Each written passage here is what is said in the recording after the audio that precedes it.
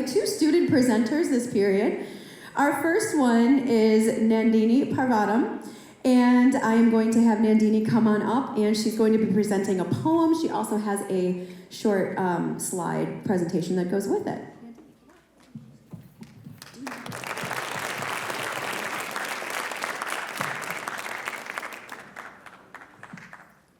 Hello. I'm Nandini, I'm a freshman, and I wrote a poem. The name of my poem is Tears of a Withered Flower. Here's how it goes. In this timeless existence, infatuation is bound to become. Let it be a boon or a curse, obsessing over a figment of life, when all it's destined is to wither and perish. While irony floats in its pollution, time shall cease to exist. When a soul sits, pondering its creation, is this destiny or is this fate? Are we like sequins, which encounter once, but never again? Or are we like an asymptote as we keep getting closer but never converge? Or are we like parallel lines, running along together but never meet? Ready to give away pieces of myself, only to be called selfish for keeping my own bones. The desire for us to be homologous is like putting back together pieces of a broken mirror, only to end up hurting yourself, believing everything will be okay in the end. If not, I refuse to believe the end is near at all. Once again, a soul sits, pondering its creation. Is this destiny or is this fate? For the tale to be told is everlasting. Thank you.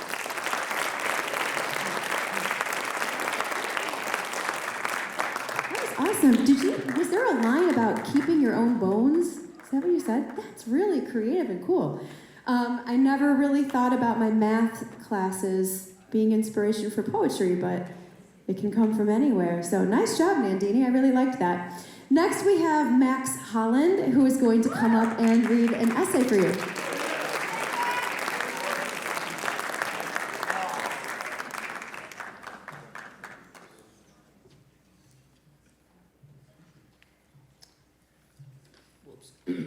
All right, so this is a story about injury. Injury, a student athlete's worst fear, and I can say that it's mine too. I have seen many seasons end in the blink of an eye because of one little mistake. As a cheerleader and a gymnast, I have witnessed people make careless errors that have cost them or teammate an entire season. I remember watching one of my 11-year-old gymnastics teammates get scared in the middle of a turn, and he broke his arm when he landed. At cheer, I watched one of my teammates try a new skill and almost destroy her knee. I have watched people injure themselves over and over, and I'm always afraid that I'm going to be next.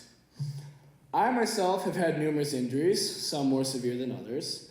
I suffered a broken finger and overuse injuries to a wrist and both of my knees, and each of these setbacks impacted my outlook on sports and life. When I broke my finger, I was just messing around with my friends. We were at a gymnastics sleepover, playing a game. My friend tried tackling me. I grabbed at his shirt to keep from being thrown to the floor, and as I was spun around, his shirt caught my finger, and it snapped. That all happened in about 3 seconds. I had to stay the rest of the night at the sleepover with a fat, purple, and crooked finger. And then, the next morning, I had to convince my mom to take me to the doctor and get it x-rayed. The doctor gave me a splint, and that was that. It was about 4 weeks of recovery and not being able to practice gymnastics. Now, this is where I made a mistake, and that caused my second injury. My doctor told me I could take my splints off, and on that same day, I decided to try my hardest at gymnastics practice to make up for lost time. When I got home that night, my knees were in a lot of pain, but I ignored it because pain was generally normal as a gymnast. This pain continued for about 2 months before I even considered going to the doctor. And once I finally decided to, they x-rayed my knee and diagnosed patellar tendonitis, or jumper's knee for those of you who have had it. The diagnosis meant months of physical therapy with no clear end. I wasn't able to compete on all my gymnastics events, and all I could do was physical therapy at practice mixed with some upper body exercises. Now, once my knee stopped hurting, I stopped doing my physical therapy. Once I stopped doing my physical therapy, my knees started hurting again, but I chose to ignore the pain. My knees hurt for months before the pain eventually subsided. And I am thankful that my knee injury didn't impact me for worse. However, I regret that I didn't learn anything from it. Once my knee stopped hurting, I stopped the physical therapy because it just seemed unnecessary. And now I only suffer from periodic knee pain because I didn't keep up preventative physical therapy. Now, the most difficult injury for me was my wrist. It was easily preventable if I had taken note of any of the warning signs. The pain had started in January, but I didn't go to the doctor until it hurt for me to put my clothes on. This was in late March, and I had just competed at regionals for gymnastics. It was my first time qualifying for nationals, which was only 3 weeks away. Meanwhile, my freshman volleyball season was kicking it into high gear with 12 games in 2 days. I couldn't prepare for nationals, and I was benched from volleyball until my wrist healed. I did legs and core work at gymnastics for 2 weeks, and my doctor said I was allowed to compete at nationals on the condition I only practiced what was essential for me to prepare. I went to Fort Lauderdale, Florida, to compete at about 75% of my full capacity, and I took home 4th place and 7th place in parallel bars and pommel horse. After returning home, it was 4 more agonizing weeks of core and leg conditioning at gymnastics and watching my volleyball team lose game after game. Those 4 weeks were incredibly difficult for me, physically and mentally. I wanted to quit gymnastics, often finding myself wondering why I even kept showing up. I wanted to quit volleyball because it was a new sport, and all I did was cheer on my team as they lost consistently. In spite of all that, however, I stuck with both sports and even picked up a new one. I tried out for the cheerleading team with a broken wrist and was given the opportunity to be on the varsity squad as an incoming sophomore. Once the cast came off, I eased back into gymnastics, having learned my mistake with my knees, and I started to practice cheer. Now, the biggest and hardest realization for me after being injured was just how quickly the course of my life could be altered by a simple mistake. I could be cheerleading 1 minute and the next laying on the floor, unable to move. I live in fear that I might make one mistake and never be able to do certain things ever again. When my injured wrist limited my ability to properly play my cello, I realized how important music truly is to me. And I love music not for its inherent beauty, but because I get to share its magic and wonder with others. I need my shoulders, elbows, wrists, and fingers in order to play my cello. And one wrong move injuring just one of those, and I can't make music anymore. Music is how I relax, it's how I express myself to others, and it's also something that I could do far into the future. And one mistake can change that. All it takes is one misplaced hand, a bad landing, maybe I get landed on from a stunt, and everything can change. However, despite that constant fear, I intend on continuing sports throughout college. What my wrist injury taught me is that in sports, things are never going to go according to plan, and you just have to adapt and overcome. When I was finally allowed to take my cast off, I learned from my mistakes, and I eased back into gymnastics and now cheerleading. I took it slow, taking time to relearn the basic skills, and I got back into gymnastics and started my cheerleading career. I have now since stopped gymnastics, and I recently concluded my 2nd year as a varsity cheerleader. And as my athletic journey continues to move forward, I still continue to fear injury. However, I don't let it dominate my approach to athletics. I'm always pushing myself to learn new skills, try new things, and keep getting better and better. Even if I do get injured, I still have the rest of my life ahead of me. Now, before I conclude my story, I want to leave you with a final message. When you fall, get back up and keep going, because your story isn't over until you decide it's over. Thank you.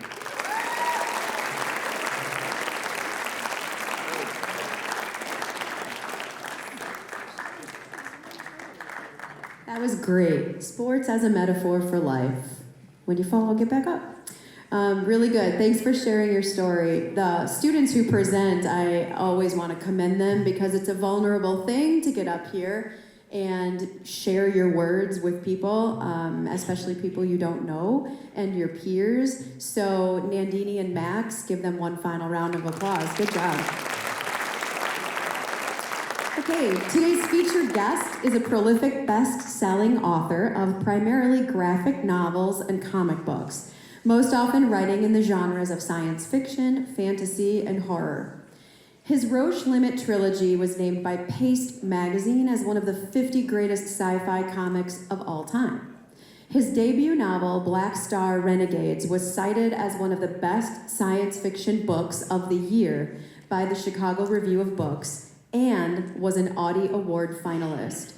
He's local to Chicago, so he likely had some traffic getting here this morning, and hopefully he appreciates deep dish pizza. Please welcome Michael Moreci.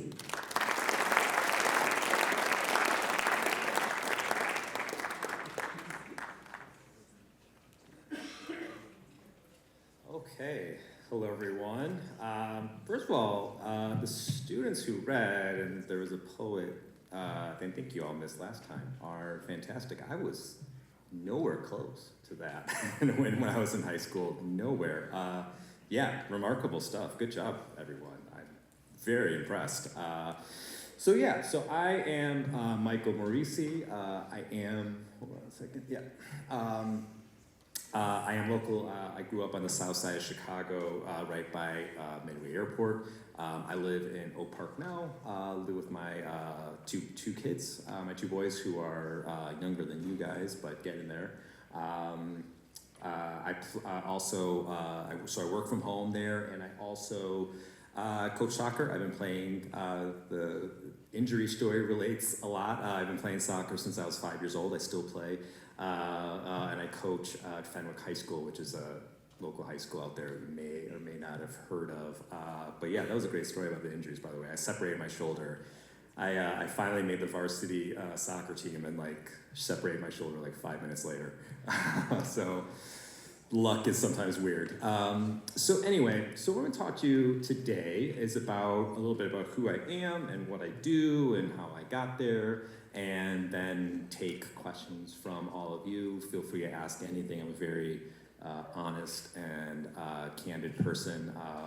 I'm very open to talk about any of this process. So, like I said, I'm from here. I grew up. I've been writing basically most of my life, as much as I can remember. It's been writing and soccer for as long back as I can remember. So I'm gonna try to make a long story short, because it dovetails actually. Some of the things I have to say will dovetail into athletics, which was kind of the point that we picked up on. I probably won't put it nearly as eloquently. But I started writing, like I said, forever. Where really my writing career started to take shape, basically, was I went to Northwestern in Evanston for graduate school. And at the time, so when you go to grad school, especially at Northwestern, they teach you very, for lack of a better term, proper, writing, capital L literature stuff that's books that win awards and are on TV shows and stuff like that. Not really genre, not really the stuff that I wanted to write, like fantasy and sci-fi and horror and things like that. So the moment that I had gotten out of Northwestern, I was as much as I loved it, and it was awesome teachers, and I learned a ton, but I was also thank God that's over with. Now I can go do what I want to do. And part of that was a process of figuring out what I wanted to do. Prior to going to grad school, my original really passionate thing that I wanted to do and with writing with screenwriting was film and TV. And prior to going to Northwestern, I was actually working as a production assistant for HBO. And I was making my own short films, and I kind of fell out of that. So through a process of I didn't want to do film and TV, and I wasn't writing this type of fiction that Northwestern was kind of training me to write. So I was what do I want to do? So I pivoted to comics because it felt I don't know, something about it felt right, and it checked a lot of the boxes of things that I wanted to do. And in that decision, I had to learn, okay, how do you write a comic? How do these things get made? What is the industry like? What is the business side of it? What is actually happening here that's gonna allow me to do this thing? And what it really took, and this is the thing that kind of dovetails with athletics, is just time. Something that I teach the kids that I coach also club soccer for littler guys, 10-year-olds, so 11U. And one of the things that I teach is that there's no replacement for time and dedication and hard work. I've certainly not inventing this, you know, like Malcolm Gladwell said it, you know, the 10,000 hour rule, that it takes 10,000 hours to become proficient and good at a thing. And that's just a lot of time of getting all the bad out of your system, more or less. There's a saying, you know, fake it till you make it, which is, I think people view it as a cynical saying, and I don't. I think it's kind of an optimistic saying, because it's not about being inauthentic, it's about you fake it till you make it, in the sense that, like, okay, I want to become a soccer player. And what do soccer players do? Okay, well, they train 3 hours a day, 4 days a week. So I'm gonna do what a soccer player would do, and I'm gonna train 3 hours a day, 4 days a week, right? And at a certain point, as you're doing this day after day, week after week, you kind of discover, I'm no longer mimicking what a soccer player would do. I'm doing what a soccer player would do. I've become it. I'm not trying to fake it. I'm actually just doing the thing now. And that's the same thing for me with writing. It was just a lot of hours and hours of being like, okay, I gotta learn how to write a comic book script. I had to learn how to, you know, figure out how the industry functions. And through that, I started publishing some small stuff, and the smaller stuff led to bigger stuff. And like the most important part of this, and I think this is the most important part of like any endeavor, particularly like, you know, doing art, whether it's painting or filmmaking or poetry or writing comics or whatever the case may be, is a little bit more nebulous than a, for lack of a better term, like a traditional career. Like if you want to be a lawyer, or if you want to be a financial advisor, or wherever it is, like those have more standard tracks, right? Like you can go to college, you can get an internship, you get a job at a firm, that's kind of it. Somebody will hire you amongst other people that hire you, become a part of a bigger thing. Writing, painting, that kind of thing is more solitary. You generally won't become part of a bigger thing. You are individually doing what you do, and that is what you do, and you do it mostly alone. Now, I think of a guy that I know, I say kid, he's young, he's in his mid-20s, he's not a kid, but feels like a kid to me. His name is Kevin Lau, and I just love this kid. And he wants to be a filmmaker, and I have hired him actually. And I'll get to this in a moment, but I now have a production company where we make our own films and TV. And Kevin, we have hired him numerous times. And the reason that we keep going back to hire him is not only is he great, but like Kevin is constantly like, he is making his own short films, he's producing other people's films, he's writing, he is like, if you need someone to be like, do the sound design or gaffing or whatever, like he's there and he's doing it constantly. So I always think of him. We need somebody, call Kevin. He's always the guy that comes to mind, and that is what you really want, is to come to people's mind, to be known for a thing. Like, oh, I need someone who's going to I'm gonna hire to be a comic artist or a storyboard artist or to write the script or whatever. And you want people to think of you as the person who does this and who can do it reliably, competently, etc. And the way that you get in people's mind is by doing it. That's absolutely how it happened to me. You know, my big break came, so one of the bigger publishers is Image Comics. And I had a friend who had a really popular comic called Hack Slash, and it was like relaunching with Image. And he wanted to do a backup story, which is like an ancillary story in the back of his normal comic. And he wanted someone to do it. The original person who did it flaked, and he knew that I wanted this kind of opportunity, and I was making my own shorts, comics, and getting published like here and there. So he was like, hey, I got this opportunity, do you want to do it? And I said yes. It turned into another series, it turned into a great opportunity, but like really the seed of that was just me doing it and him knowing that I wanted to do it. Like if you keep it a secret and you don't do it, then nobody knows, nobody thinks of you. So anyway, I went along through that opportunity, got to do more comics, got to get more work, which eventually led to bigger things like Stranger Things. Like, I explain this, I'll make it quick because I want to have time for questions from you guys. There's Chick Tracy as well. We'll get to Revival in a moment. So basically there's something called, this is kind of like, there's two types of comics. There's creator-owned, which is basically original comics, which is what I've done most of, stuff like Barbaric, Waste of Space, Roche Limit, things like that. But there's also licensed comics, which is takes up the majority of what comics is. It's like Spider-Man, The Flash, all that kind of stuff is existing IP being intellectual property. So in this case, Stranger Things, the licensor is Netflix. So Netflix holds the legal rights that says like, we are the only people who could do something with Stranger Things unless we give permission to somebody else. They decided they want to make comics. They went to Dark Horse, who you see in the corner there. Dark Horse Comics is the publisher, and they said, hey, we want to make Stranger Things comics. What do you think? Dark Horse obviously leapt at the chance because Stranger Things is huge. And what Dark Horse does is they come to a bunch of writers and they do what's called Bake Off. And a Bake Off is they go to a bunch of writers like myself and they'll say like, hey, do you want to write Stranger Things comics? Do you have any ideas? I said yes. I threw them some ideas. Excuse me. I threw them some ideas. They liked them. They worked with Netflix. I became one of the Stranger Things writers. There's 2, maybe 3. I forget how many people are working on it at this point. But I've been doing that for a few years now, and it was similar with Star Wars. Star Wars is very similar. Like I had to kind of like pitch and get approved. I've been working with them longer than Stranger Things. I mentioned this last time. Like I think somebody told me recently that like, so there's Star Wars like regular comics that are published through Marvel, which are for like older readers, and there's Star Wars. Hold on, do we have any pictures here? Yeah. So there's then Star Wars that's for like younger readers, which is the only thing I've ever written. And somebody told me recently I've written more younger reader comics. I guess I hold the record. I don't actually know if that's true. If it is, cool. But similar process with that. So from there, going back a little bit, excuse me. From there, I managed to get back. Like I said, my main thing that I love is TV and film. And again, this is about people knowing that I really love TV and film and putting myself in that position. Right in COVID, weirdly enough, I had friends who have their own production companies separate from my own.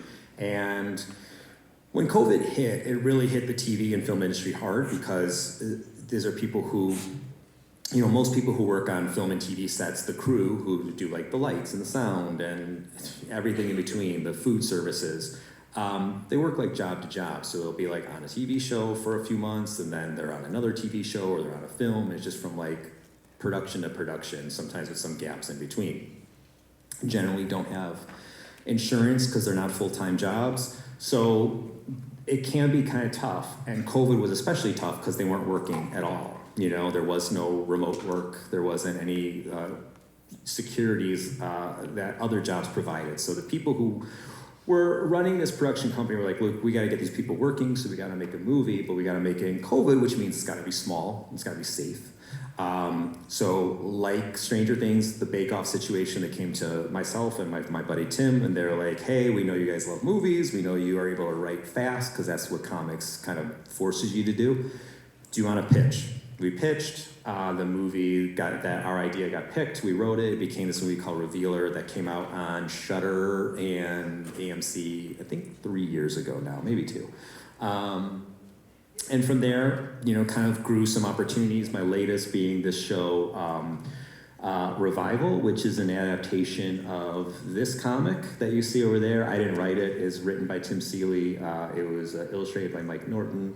It was a really big series, really, really great comic series. My production company acquired the rights and we turned it into a TV show. I wrote the pilot. For people who don't know, pilot is the first episode. So I wrote the first episode and served as a producer on it. And we just finished filming it in December of 2024. It's in post-production right now. Post-production means being edited, the sound design, the color design, the score, all that stuff's being done right now for 10 episodes. And it should be done, I don't know, next couple of months. I don't think it'll take that much longer. I'm not really involved in post-production at all. Don't really love that part of it. And it should be out, it'll be out on Sci-Fi and Peacock, and I think USA maybe at the end of this year is the plan, but we'll see. So yeah, I mean, that is basically me, what I do. I also try to like demystify the process. I talk about this all the time, not just here and today, but like, I'm somebody, like, I don't really believe in talent. I don't believe in, like, inspiration. I just believe that, like, coming from a working class background. I just think that it's time, commitment, work, passion. I think talent is the thing that we see and we call, that's just hard work, and passion for a thing equals talent, and that's what we call it. But a typical day for me, looks like, I drop my kids off at school at 8:30 in the morning. I come home. I write until they're done with school, and I have to pick them up, which is like 2:30, 2:45. And that's more or less where my day ends. I'll sometimes write a little bit at night or reply to emails, things like that. But I don't think I'm never more particularly inspired, one day from the next. I just kind of do my job. I love doing my job. I'm very grateful and fortunate to be doing my job. But I don't think there's anything particularly mystical about it. I think it's just something that I chose to do and put in a lot of hours and work, and now I get to do it. And I'm very lucky. I'm very glad. But we only have a few more minutes, I think like 10-ish? 15. So I can talk some more. There's some other things I can say and show, but I want to see if anybody has any questions at all, because I'm happy to answer. I can't really see, so if I'm missing hands, I apologize. Oh, there we go. That makes it easier. Yeah, please. So it doesn't sound like you enjoyed your stay at Northwestern when you were in grad school. But would you say that there were people there that helped you in your journey to become a comic writer? Oh, definitely. And I do sound, as I was saying it, I was like, man, I'm really not giving credit to Northwestern. Northwestern's great. It's a great school. And I was, as much as I don't do the writing that they were teaching me to write, I don't think I can be the writer I am without it. Because, look, what I studied under, I had 2 MacArthur winners that were there, and people don't know what a MacArthur Award is. MacArthur Award is also known as the Genius Grant, and they just give it to you. They give you $1 million, $500,000 or $1 million, I don't know, a lot of money, just for being you. You can't apply. There's no sometimes they award 2 MacArthurs a year, sometimes it's 4, depends on how many people they've decided are a genius right now. They give it out, and they say, here it is, there's nothing you have to do. Some grants that you get also mean you have to go give certain amount of lectures or be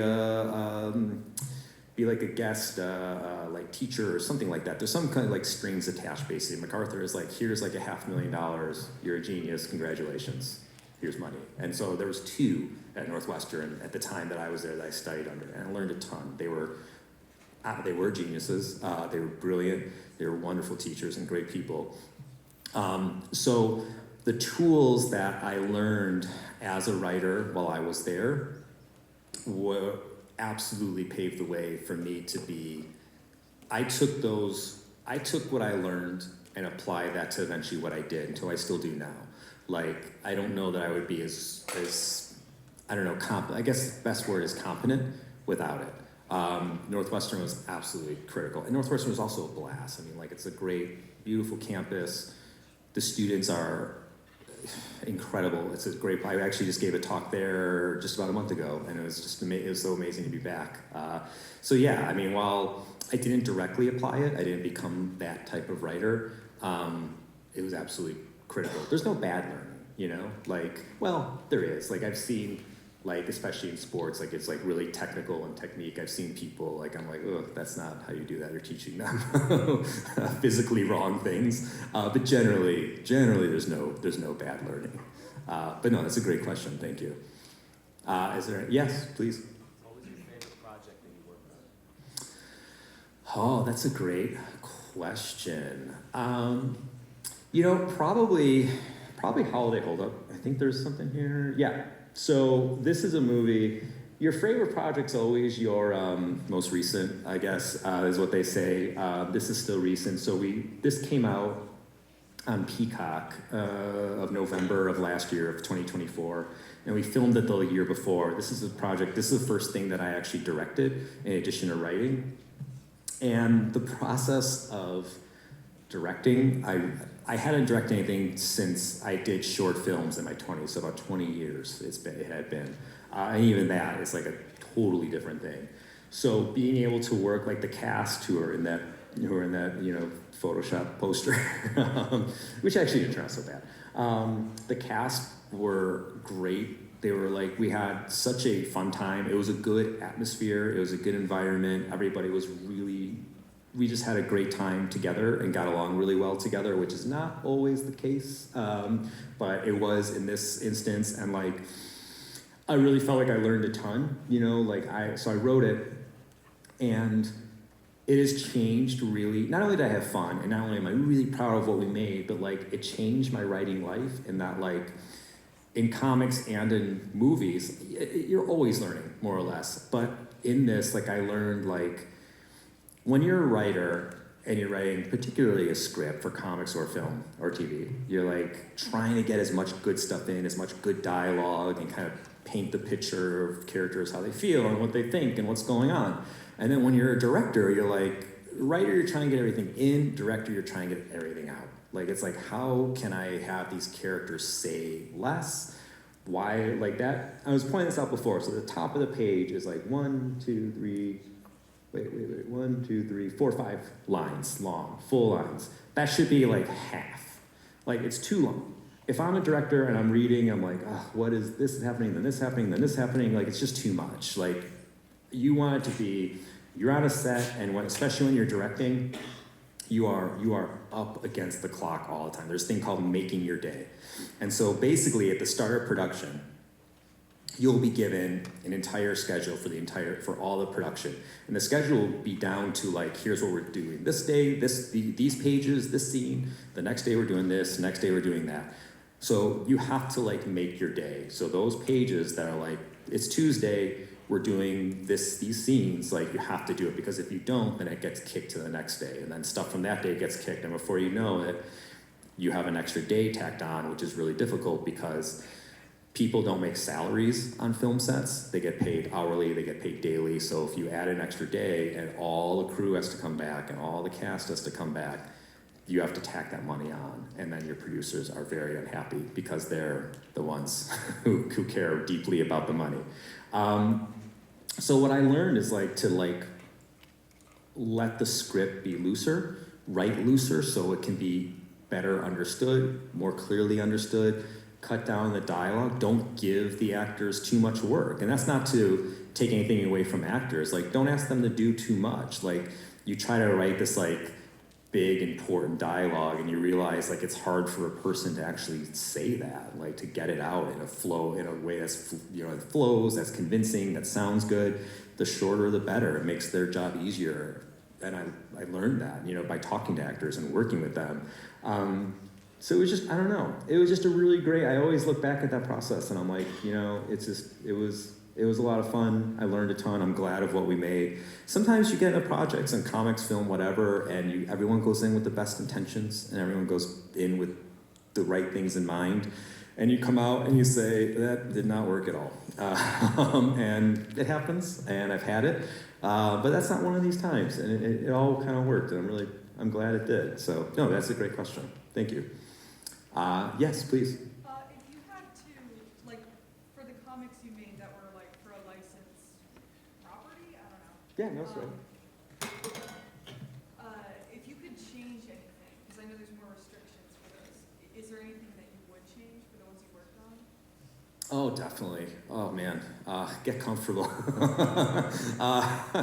Yeah, they're tough, because you have all these restrictions and you have, how do I say this? You have so many cooks in the kitchen, basically. When you work on these, you have like, for instance, like Star Wars, like the producers are involved, and Star Wars actually has this thing called story group. Like, I don't even know how many people are in there. Like, it's like a magical consortium of who knows who. At least 4, possibly 8, who knows. But you have a lot of voices in there, and it's always kind of, it's death by a million paper cuts. Like, it's like a little compromise and a little compromise, and you're changing this and you're changing that. And on one hand, that's the gig. You get it. You're like, okay, it's your sandbox. I'm just playing in it. That's it, right? And totally fine. But like, creatively, you get that pragmatically, but creatively, you're like, oh man, but my idea is so much better, but they won't let you do it. Like I had a Star Wars recently that It was tough. It was a bummer because I had to change an entire character. Like this one character was in the whole thing. It was written. This whole series was done, and they had this whole character. And they were like, you know what? We messed up. Can't use this person. Gotta take them out totally. And I think that the story suffered a lot because of it. And everyone internally is like, man, great job. You changed it, you made it work. And I'm like, yeah, did I? It doesn't feel like it. It feels like we lost a lot. And that's kind of the stuff why, I was saying this last time, the last group that was here, when you do your own stuff and you create your own stuff, it's really great, it's really rewarding. And it's harder because you have to create from scratch, and you're creating the world, and you're finding collaborators, and you're doing all this stuff. But then ultimately, it's more rewarding. But then, when you get involved with a Stranger Things or Star Wars or Aquaman or Wonder Woman, whatever, it's cool. You're jumping into the world. It's already established. You're writing a story. You get in. You get out. You get a paycheck. You're out. You're done. You're great. And just move on with life. And there's something kind of cool to that too. But there's also still that creative itch that you always remember the ones that got away. And I feel that way more with doing licensed property than I've ever felt with my own stuff, because I've been able to control it more. The control is a big aspect, and I know people who don't want to do that. I know writers who are like, nope, I just tell me what to do, tell me what to go write. You want me to write this Flash thing? Great, I'll go in, I'll do it. You can change it, I don't care. And that's great. I have never quite been that writer. I just can't. It's never been, not me, not totally at least. So yes, to answer your question, yes, many. We have 5 minutes. Okay, yes. It sounds at the beginning like you weren't sure what you wanted to do. How many times did you have to change majors or change careers before you finally decided what you wanted to do? Gosh, I still don't even. I wake up one day and I'm like, man, I'm so tired of comics. I'm so tired of movies. I'm just gonna write novels, and it's just gonna be me. And I have nobody to work with, and I'm just gonna write a book in a year, and then life will be good. And then I wake up the next day and I'm like, nah, I don't want to do that. So I still change a lot. But no, I was pretty set on at least being a writer. There were times when I kind of flirted with the times when I would get the most nervous about the path or scared of the path, being like, what am I doing? This is terrifying, I don't know how will I get a job? What will this look like, when I'm 28, when I'm 36? I don't know. And it's those kind of moments of insecurity that I'd say, you know what, maybe I'll just go do this instead, So it was frequent. I had doubts all the time. I still have doubts. I still have concerns, because this path is uncertain than most. But I'll tell you this, a quick anecdote, I have an uncle, I have family who live in New York, and I have an uncle who works at a bank, is very successful, has a multi-million-dollar house in Brooklyn, and it's awesome, and it's great. And when the financial crisis hit, whatever it was, 2006 or 7, whatever, he lost his job for a long time. And by outward appearances, I was always like, this guy's got it all figured out. He's got a great job, he's got the house, he's got it made, he has the path that it's set. And then something happened, and there was this financial crisis, and he lost his job. Now, he's got his job back years later, and he's fine. But during this window, I was like, well, if the person who I think that society and parents and external forces will tell you, just do this, it's more safe and more stable, if they can be impacted and if they can lose their job, well, what does anything matter? Why don't you just do what you love? If everything's uncertain, might as well be uncertain doing what you enjoy, And I think that kind of changed something in me, where I was like, oh, well, what does it matter then? Everything's uncertain, so just do what you love, And you always have doubt. I think anyone has doubt, even the bankers have doubt, but I think that's natural. I think you just got to kind of roll with that and just remember why you're doing the thing in the first place. Probably have time for one more. One more? Any more? Yeah. Oh, sorry, yes. Do you have a favorite soccer team? I do. I think I know where this is going. Are you an Arsenal fan? Yeah. Yes, it's Arsenal. Yes. They're kind of breaking my heart, these injuries. I don't get it. I don't know how we can be this unlucky. Yes, I'm a big Arsenal fan. I went last year. My two boys are big Arsenal fans. We went to who they play. We saw them play Luton Town, so it was a good game to see. But yes, I'm definitely an Arsenal fan. Anything like a lightning round question? Look around. Yes, quick. Water wet? I hope so. Wait, yes. You know, I got asked this question. I said two. I feel like one can be an accident, right? One can be like especially with my younger kid, I can see him letting a squirrel in. But like, even on accident, but like two is like, this is intent. I'm gonna say two. Is that the correct answer? Is there? That's what they said, two is three. Thank you guys.